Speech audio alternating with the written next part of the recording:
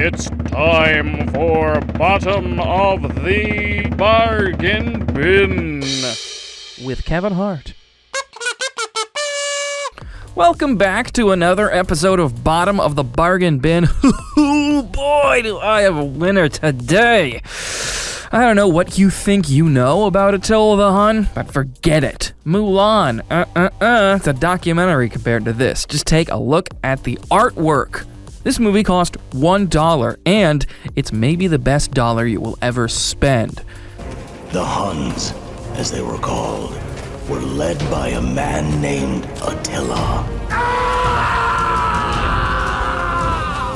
This wonderful piece of cinema comes to us from the ASYLUM, a studio notorious for making some of the worst movies in existence. They are the modern-day horrible B-movies, such as Plan 9 from Outer Space, even more recent ones like Troll 2 or The Room.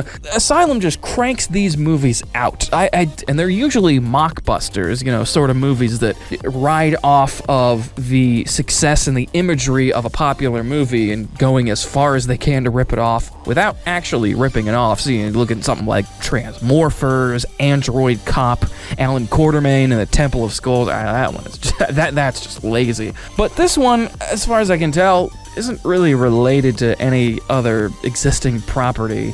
With that in mind, we're in for a pretty wild ride.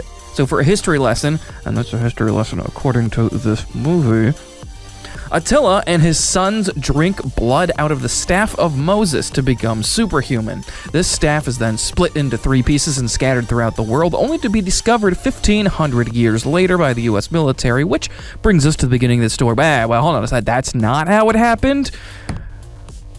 Actually, yes, that is how it happened. That is exactly how it happened, and if you want me to explain it in the spirit of this movie, I literally will not even pretend to explain it. So, we see our 3 military scavengers, 2 of which end up getting killed, but not before discovering this slab with some sort of human melted onto it.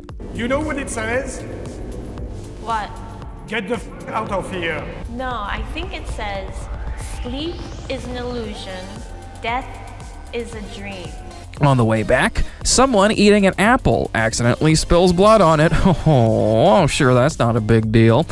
So, will this amazing discovery be studied by scientists or exploited for profit?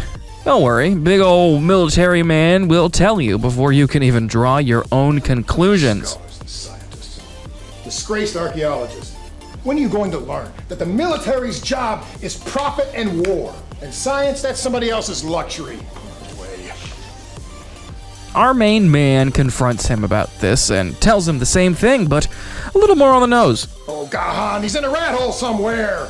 Don't worry, we'll find that little bastard. We have to bomb every terrorist hole across the world. And what then? We blame him for the problems we create, and we go home like heroes. I didn't sign up for that. I give the orders, and you obey. So our scientist friend has hopefully by now cleaned up this nomad, since blood got on it earlier, and you wouldn't want, oh god, whatever. Ugh. So, as you can imagine, upon obtaining the remaining piece of the staff of Moses, the nomad awakens and takes back the artifact, but not before killing half the military base.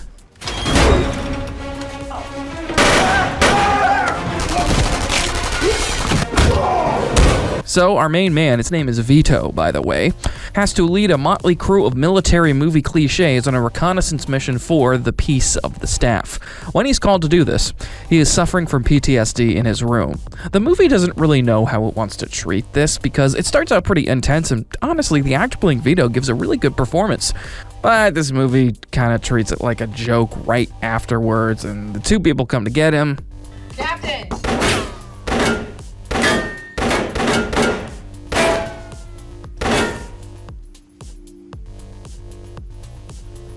What the f? Apparently he doesn't like visitors. Ugh. So anyways, once they team up, they all pick different gum, and this will factor in later, so take notes. Now, aside from Vito, we also have the daughter of Vito's friend and mentor, who ends up as the other lead, so the dirty almost dozen make their way to get the staff back, and ooh, here we go! He makes short work of almost all of them. Stand down!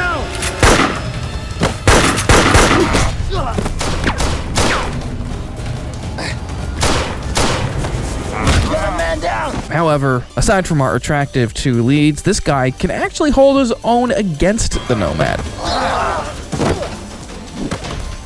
One side plot that actually just ends up going nowhere is this archaeologist's son, who you think he's this spoiled brat and he may have some ulterior motives. I don't take orders from you. My daddy will ruin you. Oh yeah? Who's your daddy? Fleetwood? Yeah? Well, when you're with us, you're one of us, you take orders from me. Is that clear? But no, he gets wasted pretty spectacularly in a bit. So here's a compilation of all how powerful this Nomad is.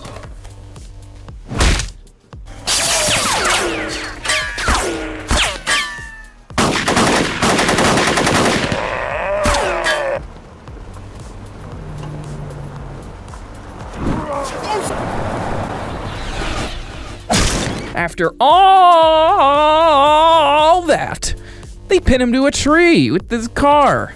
I mean, seriously, this resurrected superhuman, he can't move out of the way or break the tree or flip the car. No. They pin him to the tree and that's it. So the guy driving the vehicle, he got impaled earlier by Attila, but isn't actually dead. So the driver, being seriously wounded, decides to stay there, keep him pinned, and blow him up. But not before a truly wonderful pun. Hey, beautiful. In the bay?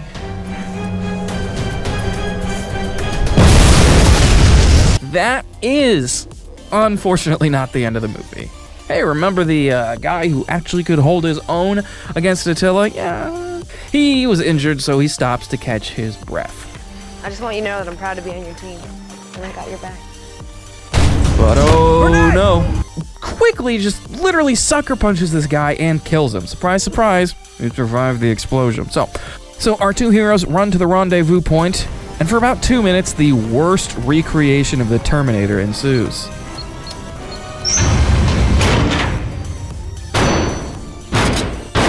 Look at that, they just closed the door on him. They're like, sorry, we'll close in 5 minutes. In the underground hospital/lab, the movie dials it up to 11. How powerful is the staff of Moses? Well, let me ask you, history buffs, what happened with the Manhattan Project? Don't even answer, because apparently that would be fake news. Here is the real explanation. That doesn't look like much. Yeah, that's what we thought at first, too. Remember the A-bomb? Manhattan Project, 1945. Explosion heard around the world? Well, that was this. Misfire. Boy, we had to spin that one for years, every which way we could. Yep, super a-hole McMeany General reveals his grand plan of not only using the staff of Moses to create super soldiers, but he also wants to use its power to cure his own cancer. 5 years ago, I was diagnosed with inoperable cancer. I fought it. But unless I have a little help, it's over for me. All my plans and all my dreams, done. There's one thing that can save me and buy me the time that I need. This mission had a means to an end. I don't want to die, Vito. You're crazy. He injects his own blood that he put into the staff into a soldier, and in addition to coming back to the dead and fighting the Nomad, oh hey, here he is, they've loaded him back in, this happens.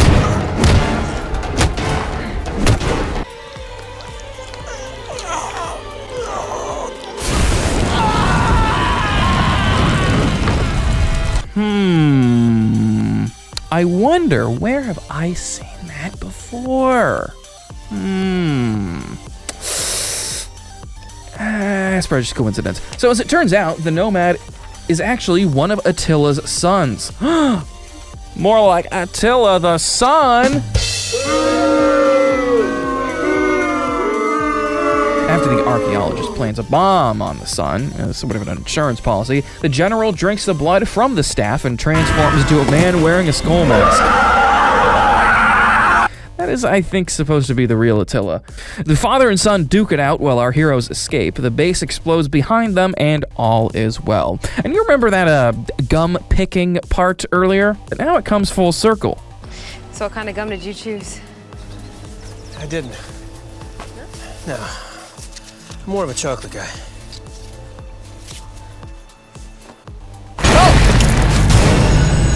There we go. That's it. That's the whole movie.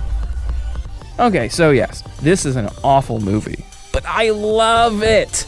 Sometimes with these asylum movies, they're overbloated with overcomplicated storylines and terrible CG, but discounting the end credits, this movie barely makes the 1 hour 20-minute mark. It's short, it's dumb, and it's to the point. This movie knows what it is and makes it entertaining.